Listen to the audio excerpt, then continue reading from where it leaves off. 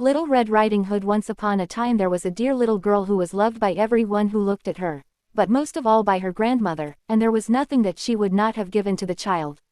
Once she gave her a little cap of red velvet, which suited her so well that she would never wear anything else. So she was always called Little Red Riding Hood. One day her mother said to her, "Come, Little Red Riding Hood, here is a piece of cake and a bottle of wine. Take them to your grandmother, she is ill and weak, and they will do her good. Set out before it gets hot, and when you are going, walk nicely and quietly and do not run off the path, or you may fall and break the bottle, and then your grandmother will get nothing. And when you go into her room, don't forget to say, 'Good morning,' and don't peep into every corner before you do it." "I will take great care," said Little Red Riding Hood to her mother, and gave her hand on it. The grandmother lived out in the wood, half a league from the village, and just as Little Red Riding Hood entered the wood, a wolf met her. Little Red Riding Hood did not know what a wicked creature he was, and was not at all afraid of him. "Good day, Little Red Riding Hood," said he. "Thank you kindly, wolf. Whither away so early, Little Red Riding Hood?" "To my grandmother's." "What have you got in your apron?" "Cake and wine. Yesterday was baking day, so poor sick grandmother is to have something good, to make her stronger." "Where does your grandmother live, Little Red Riding Hood?" "A good quarter of a league farther on in the wood. Her house stands under the 3 large oak trees, the nut trees are just below." "You surely must know it," replied Little Red Riding Hood. The wolf thought to himself, "What a tender young creature. What a nice plump mouthful, she will be better to eat than the old woman. I must act craftily, so as to catch both." So he walked for a short time by the side of Little Red Riding Hood, and then he said, "See, Little Red Riding Hood, how pretty the flowers are about here. Why do you not look round? I believe, too, that you do not hear how sweetly the little birds are singing. You walk gravely along as if you were going to school, while everything else out here in the wood is merry." Little Red Riding Hood raised her eyes, and when she saw the sunbeams dancing here and there through the trees, and pretty flowers growing everywhere, she thought, "Suppose I take grandmother a fresh nosegay. That would please her too.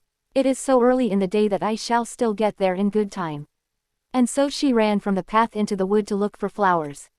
And whenever she had picked one, she fancied that she saw a still prettier one farther on, and ran after it, and so got deeper and deeper into the wood.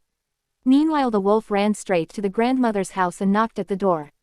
"Who is there?" "Little Red Riding Hood," replied the wolf. "She is bringing cake and wine." "Open the door." "Lift the latch," called out the grandmother. "I am too weak, and cannot get up." The wolf lifted the latch, the door sprang open, and without saying a word he went straight to the grandmother's bed, and devoured her. Then he put on her clothes, dressed himself in her cap, laid himself in bed and drew the curtains. Little Red Riding Hood, however, had been running about picking flowers, and when she had gathered so many that she could carry no more, she remembered her grandmother, and set out on the way to her. She was surprised to find the cottage door standing open, and when she went into the room, she had such a strange feeling that she said to herself, "Oh dear, how uneasy I feel today, and at other times I like being with grandmother so much." She called out, "Good morning," but received no answer. So she went to the bed and drew back the curtains. There lay her grandmother with her cap pulled far over her face, and looking very strange. "Oh, grandmother," she said, "what big ears you have." "The better to hear you with, my child," was the reply. "But, grandmother, what big eyes you have," she said. "The better to see you with, my dear." "But, grandmother, what large hands you have." "The better to hug you with." "Oh, but, grandmother, what a terrible big mouth you have." "The better to eat you with." And scarcely had the wolf said this, than with one bound he was out of bed and swallowed up Little Red Riding Hood. When the wolf had appeased his appetite, he lay down again in the bed, fell asleep and began to snore very loud. The huntsman was just passing the house, and thought to himself, "How the old woman is snoring. I must just see if she wants anything." So he went into the room, and when he came to the bed, he saw that the wolf was lying in it. "Do I find you here, you old sinner?" said he. "I have long sought you." Then just as he was going to fire at him, it occurred to him that the wolf might have devoured the grandmother, and that she might still be saved, so he did not fire, but took a pair of scissors, and began to cut open the stomach of the sleeping wolf. When he had made 2 snips, he saw the Little Red Riding Hood shining, and then he made 2 snips more, and the little girl sprang out, crying, "Ah, how frightened I have been! How dark it was inside the wolf! And after that the aged grandmother came out alive also, but scarcely able to breathe.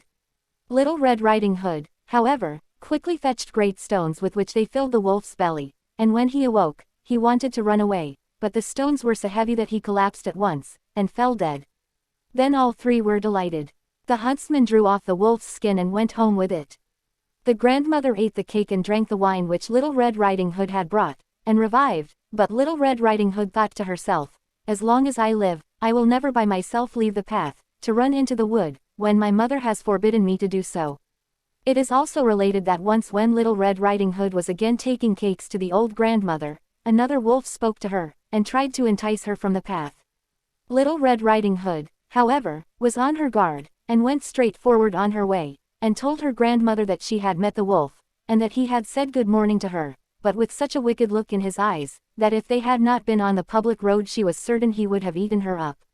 "Well," said the grandmother, "we will shut the door, that he may not come in." Soon afterwards the wolf knocked, and cried, "Open the door, grandmother, I am Little Red Riding Hood, and am bringing you some cakes." But they did not speak, or open the door, so the greybeard stole twice or thrice round the house, and at last jumped on the roof, intending to wait until Little Red Riding Hood went home in the evening, and then to steal after her and devour her in the darkness. But the grandmother saw what was in his thoughts. In front of the house was a great stone trough, so she said to the child, "Take the pail, Little Red Riding Hood. I made some sausages yesterday, so carry the water in which I boiled them to the trough." Little Red Riding Hood carried until the great trough was quite full. Then the smell of the sausages reached the wolf, and he sniffed and peeped down, and at last stretched out his neck so far that he could no longer keep his footing and began to slip, and slipped down from the roof straight into the great trough, and was drowned. But Little Red Riding Hood went joyously home, and no one ever did anything to harm her again.